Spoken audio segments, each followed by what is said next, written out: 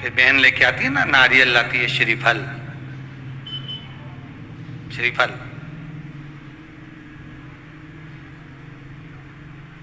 गोला नहीं नारियल का, सूखा गोला नहीं, क्या लाती है? श्रीफल। गोला तो आजकल फैशन का हो गया, नारियल का गोला तो फैशन है, क्योंकि नारियल लेके जाएंगे, नारियल 10 रुपए का है, भाई को लगना चाहिए कि कोई वीआईपी चीज लाई, इसलिए नारियल का गोला लिया। पर यहाँ कहीं पुराण में कहीं लिखा हो नहीं कि नारियल का गोला दिया था लक्ष्मी जी ने राजा बलि को, या इंद्राणी ने इंद्र को रक्षा सूत्र बांधा था तो उसमें नारियल का गोला दिया था। यहाँ कहीं लिखा हुआ तुम कहीं पढ़ो तो मुझे जरूर भेज देना रहे हो। उसमें श्रीफल, जिसमें जल हो, पानी हो, और पानी वाला फल जब हाथ में देकर रक्षा सूत्र बांधती है बहन, तो भाई का भी घर भरा रहता है और बहन का भी घर भरा रहता है। भाई का भी घर भरा है और बहन का भी, जिसमें जल भरा हो, जिसमें पानी भरा हो, वो श्रीफल होना चाहिए। और गोला रखो, मना नहीं है। तुम्हारा मन कर गया कि गोला लेकर आई हो कि भाभी 2-4 दिन खा लेगी, छोरा छोरी खा रहे, टोरा टोरी खाएगा, हाँ तो रख दो, तुम मना नहीं है। तुम जो दो तो गोला बाद में दे दो, पर हाथ में जब रक्षा सूत्र बंधे, जब राखी बंधे, तो तुम्हारे हाथ में श्रीफल होना चाहिए, नारियल होना चाहिए। क्यों? पहले की कथा में आप स्मरण करेंगे, जो हमने मुंबई में स्कंद पुराण वाची थी, उसमें वर्णन किया था, श्रीफल कार्तिकेय बाबा का प्रतीक है, श्रीफल संत का प्रतीक है, स्कंद का प्रतीक है। आप नारियल का गोला दो, 50 बार दो, 10-10, 20-20 गोले दे दो, 50-50 गोले दे दो, मना नहीं है, हैं? 2-4-8 झोला भर के दे दो, हम वो भी मना नहीं करे, एक बोरा भर के दे दो, उसका मना नहीं। और श्रीफल की मूलता है, यहाँ नारियल का जो श्रीफल है उसकी मूलता है।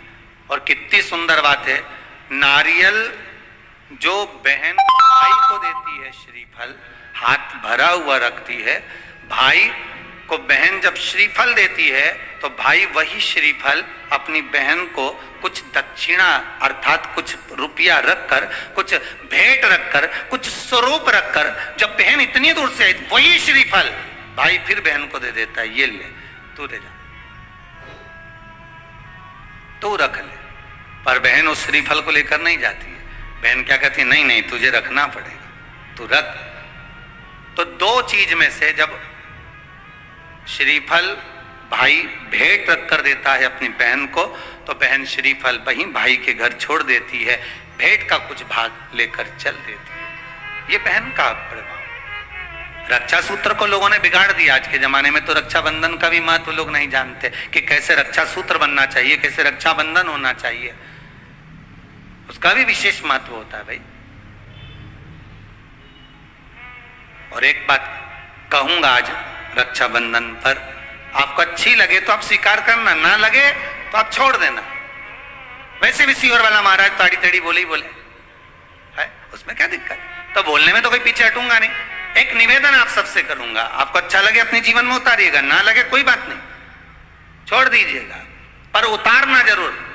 बहन से प्रॉपर्टी के चक्कर में कितना भी झगड़ा चल रहा हो, बहन का भाई से एक मकान के चक्कर में कितना भी झगड़ा चल रहा हो, संपदा के चक्कर में कितना भी झगड़ा चल रहा हो, तो भी निवेदन करूंगा, बहन और भाई तुम खूब लड़ो प्रॉपर्टी और जमीन के लिए, पर रक्षाबंधन के दिन कम से कम एक दूसरे के नहीं भी जाओ तो फोन लगाकर जीजी और बहन भाई से, भाई बहन से एक बार तो बात कर लो, क्योंकि धन अपनी जगह रह जाएगा साहब, वहां धन नहीं जाने वाला, आपका व्यवहार जाने वाला है, आपका प्रेम जाने वाला। माना उसने कुछ भी करा हो, अदालत में केस लगा दिया हो, 25 केस चल रहे हो अदालत में, 50 बार तुम्हें पेशी पर जाना पड़ रहा हो, 50 बार झगड़े हो गए, 50 बार तलवार लेकर खड़े हो गए, डंडे लेकर खड़े हो गए, एक दूसरे को मारने को तैयार हो गए, पर निवेदन है, एक माता के गर्भ से तुम जन्मे हो, कम से कम उस माता के दूध का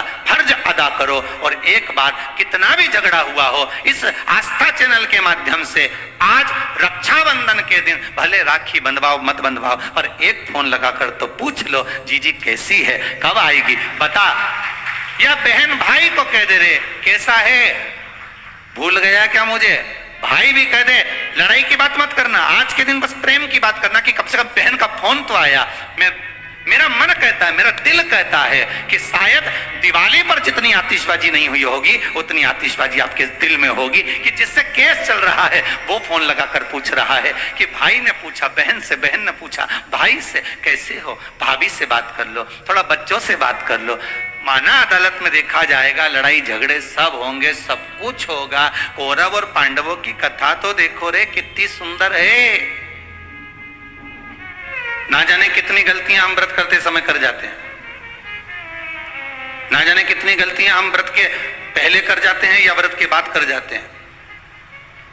हम भगवान को रिझा नहीं पाते। कई लोग हैं, कितने सालों हो गए गुरुदेव हमको सोमवार का व्रत करते करते, कितने साल हो गए हमको मंगलवार करते करते, कितने साल हो गए हमको बृहस्पतिवार करते करते। कई ऐसी माताएं जो निरंतर व्रत कर रही हैं, निरंतर व्रत में डूबी हुई हैं, पर उसके बाद भी उनके मन में आता है कि हमारा व्रत सफल हुआ कि नहीं हुआ, भगवान ने उसको स्वीकार करा कि नहीं करा। पार्वती मैया जब व्रत करने बैठती थी तो शंकर उनके सामने आ जाते थे, सती मैया जब व्रत करने बैठती थी तो शंकर जी उनके सम्मुख में जाते थे, माँ गोरा जब व्रत करने बैठती थी तो महादेव उनके सामने आ जाते थे, उमा जब व्रत करने बैठती थी तो भगवान महेश उनके सामने आ जाते थे।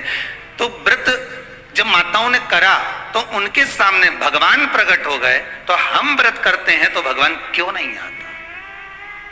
आप आए नहीं और सुबह हो गई, मेरी पूजा की थाली धरी की धरी रह गई। आखिर कारण क्या है? क्या कारण हो सकता है? हम परमात्मा को इतना रिझा रहे हैं, हम परमात्मा को इतना मना रहे हैं, हम परमात्मा से इतनी विनती कर रहे हैं, निवेदन कर रहे हैं, उसके बाद भी अगर भगवान हमको ना मिले, उसके बाद भी भगवान हमारा ना सुने, तो फिर दुख तो होता है कि भगवान आखिर क्यों नहीं सुन रहा। कुछ माताएं कर रही थी, गुरु जी हमने ये करा, उसके बाद भी भगवान ने हमारा ना सुना। हो सकता है कि कुछ गलतियां हमारे भीतर की भी हो। हम इस शरीर से तो परमात्मा को रिझा रहे हैं, हम इस शरीर से तो भगवान को मनाने का प्रयास कर रहे हैं, हम शरीर के द्वारा तो मंदिर तक पहुंच जा रहे हैं, हम शरीर के द्वारा तो हम मंदिर में जाकर जल भी चढ़ा रहे हैं, अभिषेक भी कर रहे हैं, पूजन भी कर रहे हैं, अर्चना भी कर रहे हैं, पर साथ में मन नहीं जा रहा हो तो, साथ में मन नहीं पहुंच रहा हो तो। एक व्यक्ति अपने नगर में निवास करता था, रहता था, और बड़ा सुंदर भाव से वह निवास करता था।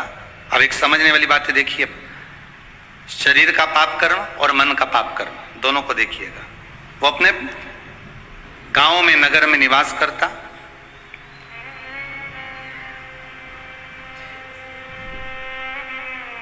उसने जिंदगी में कभी कोई चींटी नहीं मारी,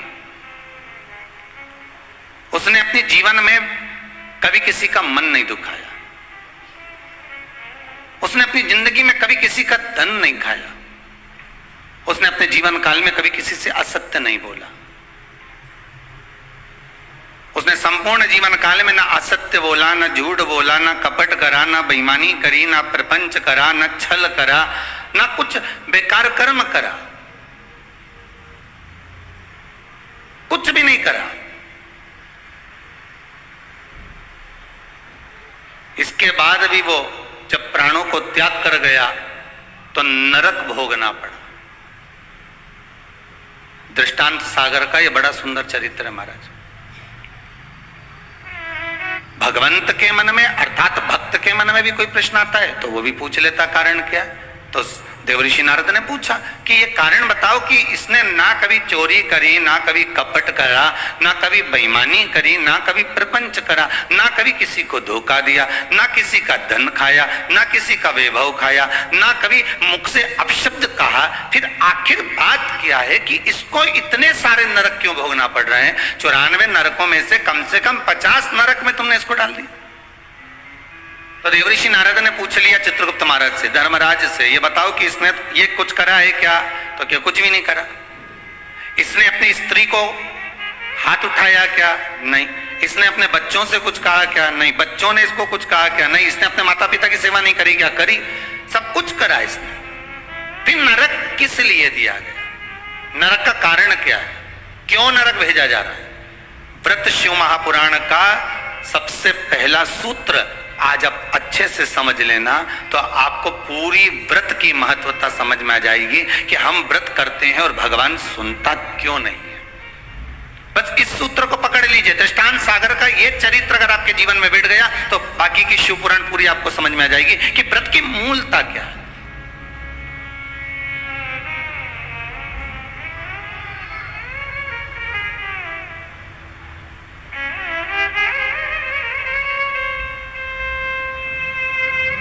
कारण क्या हो सकता है? देव ऋषि नारद ने पूछा तो धर्मराज बोले बस केवल एक कारण है। कौन सा? जब ये बेचता था इस शरीर के द्वारा इसने कोई बेकार काम नहीं करा। इस शरीर के द्वारा ये कोई किसी को कपट नहीं करा, किसी का धन नहीं खाया, वैभव नहीं करा खाया, किसी को अपशब्द नहीं कहा। इस शरीर के द्वारा कुछ नहीं करा इसने। फिर बचा कैसे था? तो कहा इस इंद्री के द्वारा, मन के द्वारा। क्या करा मन से? तो क्या मन के द्वारा ये जहां बैठता था वहां मन में सोच लेता था कि ये कितना बेकार व्यक्ति है, इसने इसके साथ तो ऐसा हो जाना चाहिए, इसके यहाँ कितना वैभव इकट्ठा हो गया, इतना धन एकत्रित हो गया होगा तो ये धन का करेगा क्या, इसके यहाँ तो ऐसा होना चाहिए कि डाका डल जाना चाहिए। इसने विचार करा। फिर विचार आया कि बताओ कितनी सुंदर स्त्री है, कितनी सुंदर नारी है, इतनी सुंदर नारी तो मेरे साथ में होना चाहिए थी।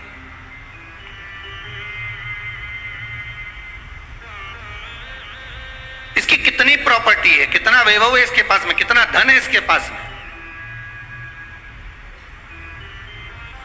कुछ ऐसा हो जाए कि इसका धन संपूर्ण मेरा हो जाए, इसका पूरा वैभव इतना इतना जितना इसका धन है ये सारा की सारा मेरा हो जाए। अब बोलो शरीर से कुछ कर रहा है क्या वो? जितने आस्था पर सुन रहे हो, जितने फेसबुक यूट्यूब पर सुन रहे हो, दिल से बोलना उसने शरीर से कुछ करा नहीं, शरीर से कोई चोरी करी नहीं, शरीर से किसी को मारा नहीं, किसी का धन खाया नहीं, पर कर क्या रहा है? मन से उसके जो विकार उत्पन्न हो रहा है, मन से जो विचार उत्पन्न हो रहा है, मन से वो जो गलत सोच रहा है, मन से जो उसकी विचार धारणा चल रही, मन चित्तवृत्ति से जो गलत विचार उसकी दृष्टि में आ रहा है, बस वो गलत उसको नरक की ओर ले जा रहा। अब तुमने व्रत तो करा, आज कई माताओं का पूर्णिमा का व्रत भी होगा, ऐसा नहीं है, जाएगी राखी बांधने तो कह भी देगी हमारी तो पूर्णिमा, जी हम तो तुम्हारे भाभी भोजन नहीं करें। भाई ननंद और आती हैं तो कह भी देती है आज तो हमारे पूर्णिमा है, हम काहे को भोजन करें तुम्हारे यहाँ, आज हमारा पूर्णिमा का व्रत है। और कई तो रक्षाबंधन पे इसलिए भी नहीं आती कि जाके करेंगे क्या, राखी बांधेंगे और रोटी का बोलेंगे तो रोटी तो खा ही नहीं सकते अपन, व्रत है अपना, तो एक टाइम तो खा सको। पूर्णिमा की व्रत का तो महत्व है, एक टाइम तो भोजन कर सकते हो। खूब जोरदार व्रत करा, सुबह से लेकर शाम तक कुछ नहीं खाया, कुछ भी नहीं खाया, पर ये मन बार बार अगर दौड़ कर कहीं चले गया, डब्बे में सब लोग भोजन कर रहे थे और सभी लोग प्रसाद को पा रहे थे, सभी लोगों के मन में भाव आया कि कितना सुंदर भोजन बना है, आज तो बाफला एक नंबर का बना है, आज बाटी तो बहुत जोरदार बनी। अब तुमने बनाई तो जीजी के लिए थी, ननन के लिए थी, घर में बेटी के लिए थी, और आज तो मेहमान आया ना, भांजा ने भांजी ने सबके लिए बनाया, और मालूम पड़े ननंद आके कहते कि नहीं हमारा तो आज श्रावण की पूर्णिमा का व्रत है, आज हम कुछ खाएंगे ही नहीं। अब तुमने बाटी तो बना दी, बाफला तो बना दिया, पूरण पोली तो बना दी, तुमने आज आलू बड़ा तो बना दिया, सब्जी पकोड़ा मंगोड़ा सब बना दिया तुमने, पर बेचारी वो बहन भले राखी बांध रही है, भले वो माँ आई हुई है, उसका व्रत भी है, पर उसकी जो मन है ना थोड़ा सा वो बाफले में तो जरूर जाए, तो बाटी में तो अटकेगा थोड़ा ना। अब आई और माँ भी कह रही है, बार बार मम्मी कह रही है, बार बार माता जी कह रही है, अरे बेटा ले ले एक व्रत छोड़ दे, ले ले थोड़ा, या तू एक टाइम खा लेती यहीं, तो मन में भी सोच के बैठी, हाँ विचार तो है कि एक टाइम खाना तो है, तो घर जाके खाऊंगी यहीं खाऊं, अरे यहीं खा लूंगी मना नहीं है, पर बाफला पूरा ठंडा हो जाएगा ना शाम तक तो। अब चित्तवृत्ति में अब बाफला ने बाटी ने मंगोड़ा ने आलू बड़ा ने सब अटका हुआ है, हृदय चित्त में राखी जरूर बांध रही है, पेड़ा भी खिला रही है, सब कुछ आरती भी उतार रही है, सब कुछ करे, पर चित्त वृत्ति तो वहीं अटकी है ना उसकी। अर्थात शास्त्र कहता है कि इस मन को, इस चित्त को, इस वृत्ति शक्ति को ले जाओ भगवान के चरणों की ओर, इस मन को ले जाओ भगवान की ओर। केवल शरीर का व्रत नहीं होना चाहिए। अगर केवल शरीर का व्रत कर रहे हो ना तो किसी काम का नहीं। आप भले जीवन भर सोमवार का व्रत करते रहो, आप जीवन भर प्रदोष का व्रत करो, जीवन भर एकादशी करो, जीवन भर द्वादशी करो, त्रयोदशी करो, तुम्हारी मर्जी पड़े जो व्रत करो, सोमवार मंगल बुध गुरु शुक्र शनि सारे करो, पर तन से कर रहे हो तो कोई मतलब का नहीं। कई लोग ऐसे भारी भारी व्रत करते हैं, शरीर को कष्ट देते हैं। किसको कष्ट देना है? शरीर को। पर हमारा शिव महापुराण तो कहता है कि शरीर को कष्ट देकर आत्मा सुखी रह सकती है क्या? अरे बोलिए तो जम के नहीं। बेटा बेटी बहू पोता पोती जमाई ये जितने भी है ना, अगर कोई बीमार पड़ जाए, किसी को कष्ट हो जाए, किसी को कोई बीमारी लग जाए, कोई तकलीफ हो जाए, तो घर की मां सुखी रह सकती है क्या? नहीं। माता को तो दुख हो जाएगा, मेरा बेटा मेरी बहू मेरी बेटी मेरा जमाई मेरा पोती पोता मेरा नाती पंती मेरा भांजा, ये मां दुखी हो जाएगी। ये मन आत्मा, ये मन जो है ना, ये मां ही है। वल्लभ कुल की एकादशी करो, भले बकरी जैसे चरो, पर एकादशी करो। बार बार क्यों कहते हैं इस बात के लिए कि आप ज्यादा भूखे रहकर और बहुत शरीर को कष्ट देकर मालूम पड़े शुगर और बीपी ऊंचा नीचा हो जाए और तुम हॉस्पिटल में पड़ी रहो, तो फिर उस व्रत का कोई मूल तत्व रहेगा क्या? नहीं। आत्मा का व्रत मूल है, मन का व्रत मूल है।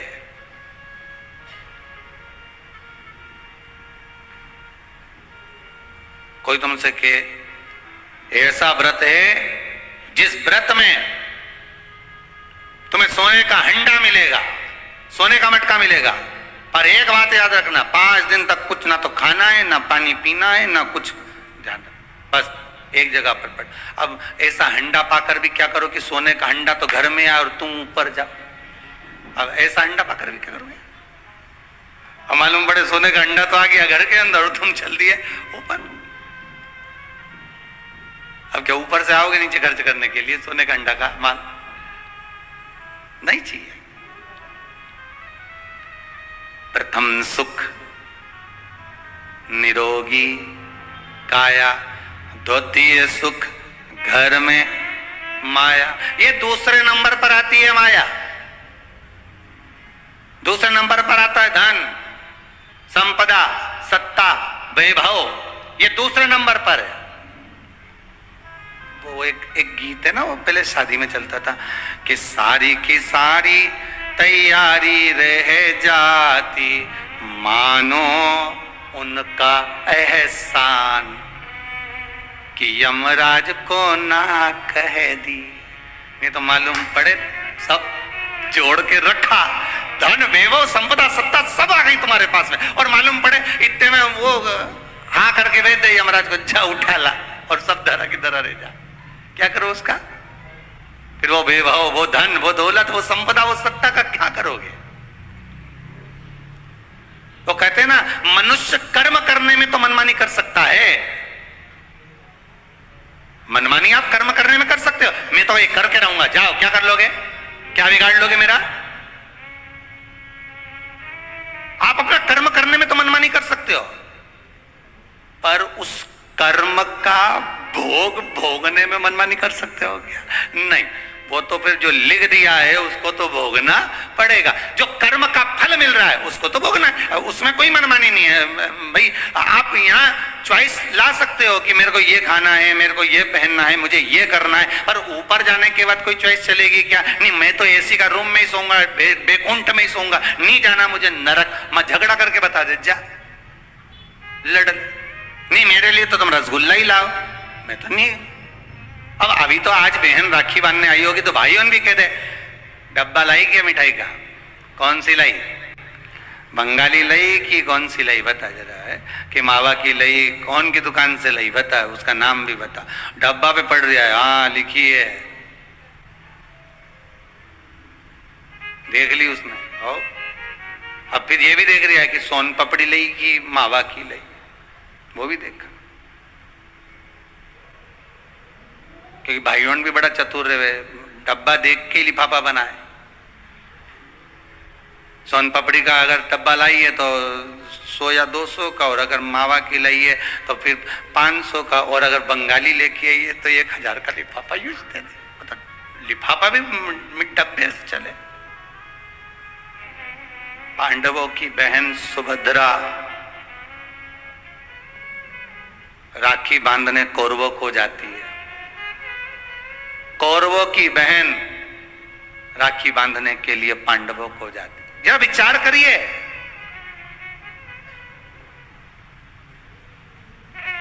क्या युद्ध के मैदान में लड़े नहीं? क्या युद्ध के मैदान में मरे नहीं? युद्ध अपनी जगह पर है, लड़ाई अपनी जगह पर है, पर एक त्योहार कम से कम, आज बूढ़ी सी बूढ़ी भी माँ होती है ना, तो रक्षाबंधन पर तो उसको भी मायके की याद आती है। सब क्यों नहीं जाती वो? क्योंकि ये घर कौन देखे, बहुवन सब चली गई तो उसको तो देखना है ना। बूढ़ी से बूढ़ी भी माँ हो ना तो उसको भी याद आती है मायके की। वो बहू से कह देती है, ले लिफाफे में थोड़ी सी 2 राखी रख दे और हमारा दोनों भाइयों के लिए कोरियर कर दे। 5 दिन 8 दिन पहले से कह रही है, भेज दी क्या बेटा, भेज दी क्या बेटा? हाँ मम्मी भेज दी। अब वो पहुंच जाए, उसमें एक पत्र लिख के डाल दे कि बंधवा लेना, हो थारी बुआ ने भेजी है, बंधवा लेना, तेरी बहन ने भेजी है। और दोनों के मन में ये बात भी नहीं आना चाहिए जब फोन लगाएं तो कि समझौते के लिए लगाया होगा या धन के लिए लगाया होगा। ये भी मन में भाव मत लेकर आना, वो तो इसलिए लगाया है कि सीवर वाला महाराज बोला है।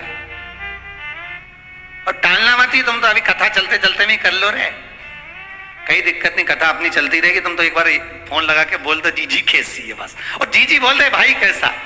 जिसके यहाँ झगड़ा हो, प्रेम, बस एक बार फोन लगा के बस कथा होती रहेगी। ये तो चलेगी 2 बजे से 5 बजे तक, तुम इसकी चिंता मत करो। तुम तो लगा लो, आज अपन त्योहार ही मना ले आज अच्छा से, तुम तो लगाई। पूरी दुनिया की सबसे बड़ी राखी वही बनती है, उज्जैन के महाकाल को। पूरी दुनिया की सबसे बड़ी राखी उज्जैन के महाकाल को ही बनती है। और कैसी थी माता छिप्रिया, जरा उठा के चरित्र तो देखो छिप्रिया माता का। क्या करती थी? भाभी भोजन बना के रखती, नंदी को खिला के चली जाती। पार्वती जी भोजन बनाती और ननंद आती और बना हुआ भोजन उठाए सारा, जैसे ही भाभी गई बाहर बर्तन मांजने और छिप्रिया ने उठाया भोजन नंदी को खिला दिया। ले नंदी जल्दी से, और नंदी नहीं दिखे तो भृंगी तू खा ले, श्रृंगी तू खा ले। अच्छा चतुर भी इतने थे ये नंदी भृंगी श्रृंगी कि खाने के बाद डब्बा कम मांझ के रख देते तो पता ही नहीं चलता था भोजन कर।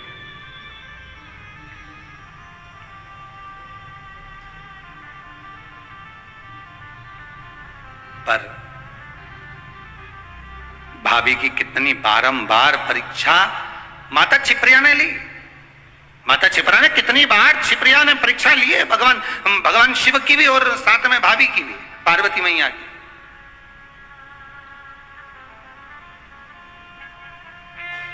कितनी परीक्षा। और उसके बाद जब दूषण नाम के राक्षस के साथ युद्ध हुआ भगवान शंकर का, और शिव जी ने कह दिया कि दूषण नाम के राक्षस का संहार करना है, पर इसके रक्त से जो दूषण और उत्पन्न हो जाएंगे, इनको मारने के लिए, इसके रक्त को धोने के लिए मेरी बहन छिप्रिया को बुलाई है। तो छिप्रिया को क्यों, आखिर छिप्रिया को किस लिए बुलाया जाए? अगर रक्त को धोना है तो गंगा को बुला लो, नर्मदा जी को बुला लो, सरयू जी को बुला लो, मंदाकिनी को बुला लो, जमुना को बुला लो, सरस्वती को बुला लो, ये छिप्रिया को क्यों? शंकर जी कहते हैं सारी नदियों ने तप करा, सारी नदियों ने तप करा और भगवान से वर मांगा। यमुना जी ने वर मांगा कि ठाकुर इस भूमंडल पर रहूं, आपके चरणारविंद की रज मिलती रहे। गंगा ने वर मांगा मेरा नाम आपके नाम के साथ जुड़ा रहे। मंदाकिनी ने वर मांगा मुझे राघव के चरण मिले। सरयू जी ने वर मांगा मुझे राम जी के चरणारविंद मिले। राम अगर अपने प्राणों को भी त्यागे तो मेरे जल में ही त्यागे, ये सरयू जी ने मांगा। पर केवल एक नदी ऐसी है, नर्मदा जी ने भी मांगा मेरा कंकर संकर बन जाए। केवल एक नदी ऐसी है जिस नदी ने 33 कोटि देवताओं से कुछ नहीं मांगा, और वो नदी नहीं, शंकर जी की बहन। शंकर जी क्या मांगते तुमसे? भोलेनाथ जी ने कभी तुमसे कुछ मांगा कि मेरे यहाँ 1 किलो मिठाई का डब्बा लेके आओ रे? शंकर जी कभी बोले कि मेरे यहाँ तुम ये लेके आना, ने सोना लाना, ने चांदी लाना, ने अंबारी लाना, ना ये लाना? शंकर जी तो कहे तुम आ जाओ, 1 लोटा पानी हो तो चढ़ा जाओ, दूध हो तो दूध, दही हो तो दही, नहीं मिले तो बेलपत्र, बेलपत्र भी नहीं ला सको तो मेरी उठा के मुझ पे चढ़ा दो, और इतना भी नहीं ला सकते तो 3 बार ताली बजा दो। ये भी नहीं कर सकते तो शिखर का दर्शन कर लो, ये भी नहीं कर सकते तो मंदिर के सामने से निकल जा। बस इतना तो कर सकते हो, नहीं गाड़ी ली भुड़ भुड़ करे, देखता वो निकल जाए, बस उतने में समझ जाए बहुत है।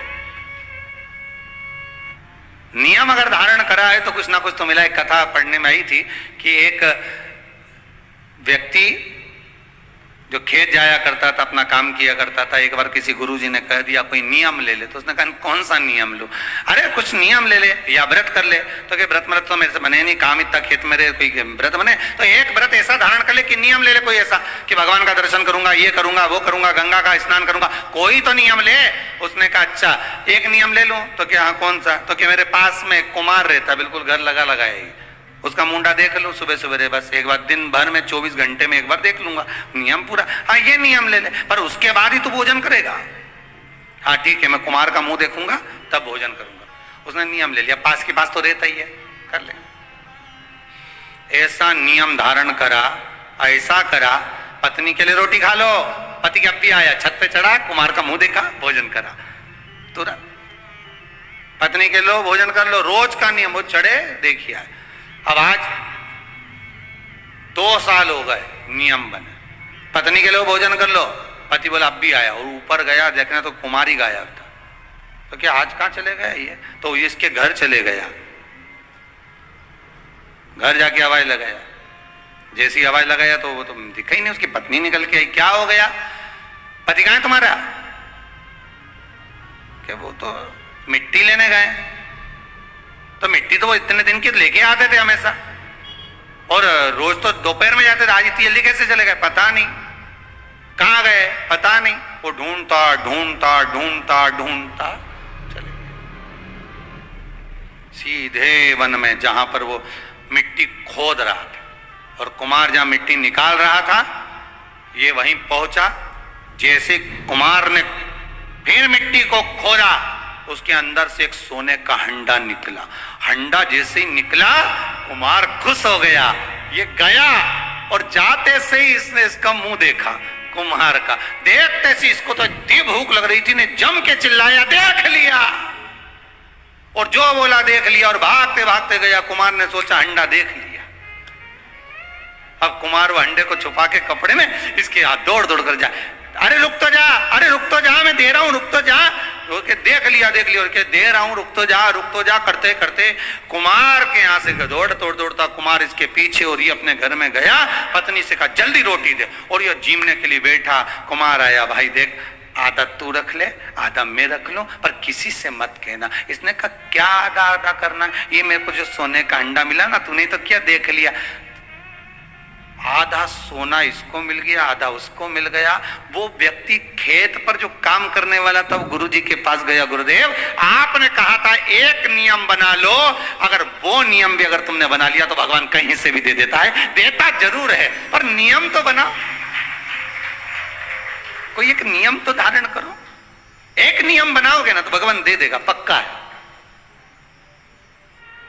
इस कहानी को एक बार चंडीगढ़ में बोला था, तो वहां पर एक माता जी उठ के बोली अगर हम झगड़े का नियम बना ले तो हमने कहा ये बनाने की जरूरत का है झगड़े का नियम, ये तो बना बनाया है रोज का ही, प्रतिदिन का ही, अब इसको बना के क्या करोगे? है इसको बनाओगे भी तो क्या करोगे? कितना सुंदर संवाद है। आज रक्षाबंधन पर छिपरिया का चरित्र बहुत ध्यान से सुनना। उज्जैनी जाओ ना तो महाकाल की नगरी में, तो छिपरा का दर्शन कर कर आया करो। उज्जैन महाकाल की नगरी में जब जाओ तो माता छिपरा का दर्शन करो कि ऐसी बहन नहीं मिलेगी जिसने अपने भाई से कभी कुछ नहीं मांगा, और उल्टा अपने भाई के लिए जब देख लिया कि दूषण नाम के राक्षस ने 84 रूप रख लिए हैं, तो क्या करूं मैं, करूं क्या? शंकर भगवान के सामने खड़ी हुई छिप्रिया कहती है मुझे आने में देरी हो गई भैया, तो चिंता मत कर, मैं तुझे 84 टुकड़े में काट देती हूं। अपना जल का रूप रखा, 84 टुकड़े में माता छिप्रिया ने अपने भाई भगवान शिव को बांट दिया। शंकर जी 84 महादेव हो गए। पूरी दुनिया में केवल एक उज्जैनी ऐसी है जहां पर 84 महादेव हैं। पूरी दुनिया में केवल एक भूमि उज्जैनी नगरी, महाकाल की नगरी ऐसी है जहां पर 84 महादेव विराजमान है, और वो भी माता छिप्रा की देन। छिप्रिया, मैं तेरे को 84 रूप दे देती हूं भैया, 84 रूप देती हूं तेरे को, तो चिंता मत कर। जा और जाकर दूषण नाम के राक्षस का संहार करो। प्रभु भगवान शिव ने 84 रूप रखे और दूषण नाम के राक्षस का संहार करा। ये बहन होती है जो भाई से कुछ मांगती नहीं है। बहन तो कहती है मुझे क्या चाहिए, तुम दे भी दोगे साड़ी तो क्या करूंगे, मेरे पास तो पहले से बहुत सारी पड़ी है, क्या करना भैया। भाभी रहने दो, बस व्यवहार अच्छा रखो, प्रेम अच्छा रखो, वाणी अच्छी रखो, मीठा बोलो, अच्छे से बोलो, बस इतना चाहिए और कुछ भी नहीं चाहिए, मुझे और कुछ नहीं चाहिए। भाई को लगे बहन इतनी पैसे वाली है, पति इतना कमा रहा है और भतीजों के लिए जरा सा सामान नहीं लाई, थोड़ा सा सामान लेकर आ जाना था अपने भतीजा भतीजी के लिए। तो भाइयों से निवेदन है, बहन से ये आशा मत रखो कि भतीजों के लिए कुछ लेकर आए, आशा ये रखो कि बहन हमारे दरवाजे पर आ जाए। पहले भी कहा, फिर कहते हैं, गाय बेटी,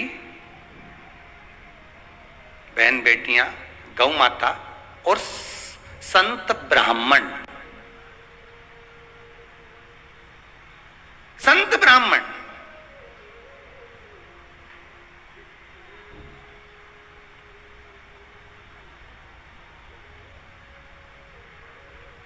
गाय बेटी और संत ब्राह्मण, ये तीनों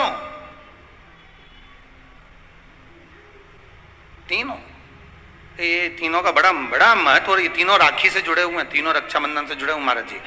आज के दिन बहन तो भाई को राखी बांधती है, अपनी जगह पर है, पर आपने कथा में सुना होगा इंद्राणी ने भी इंद्र को रक्षा सूत्र बांधा था गुरुदेव के कहने पर कि ये रक्षा सूत्र बांध कर भेजिए इंद्र को। तो इंद्राणी कहती है मैं धर्म पत्नी हूं उनकी। तो क्या हुआ, आप रक्षा सूत्र बांधिए। अगर धर्म पत्नी रक्षा सूत्र नहीं बांध सकती तो यहां शास्त्र कहता है इंद्राणी ने इंद्र को युद्ध में विजय होने के लिए दिया था, रक्षा सूत्र बांधा था, स्वयं गुरु खड़े हुए। शास्त्र कहता है आज के दिन अगर बहन बेटी आए ना आए या